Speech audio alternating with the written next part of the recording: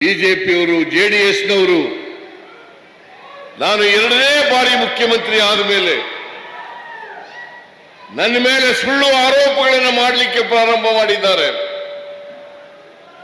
ಸುಳ್ಳು ಆರೋಪಗಳನ್ನು ಮಾಡಿದ್ದಾರೆ.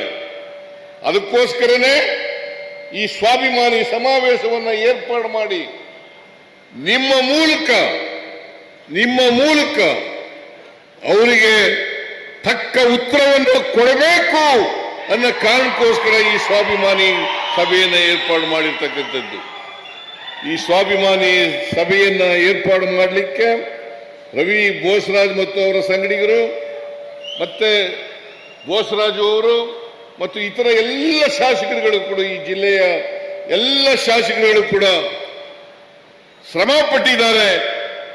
ಇದು ಯಶಸ್ವಿ ಆಗಲಿಕ್ಕೆ ದುಡಿದಿದ್ದಾರೆ. ಅದಕ್ಕೋಸ್ಕರ ರವಿ ಬೋಸರಾಜು ಮತ್ತು ಇತರ ಎಲ್ಲ ಶಾಸಕರುಗಳಿಗೆ ನನ್ನ ಧನ್ಯವಾದಗಳನ್ನು ಈ ಸಂದರ್ಭದಲ್ಲಿ ಹೇಳಲಿಕ್ಕೆ ಬಯಸ್ತಾ ಇದ್ದೇನೆ.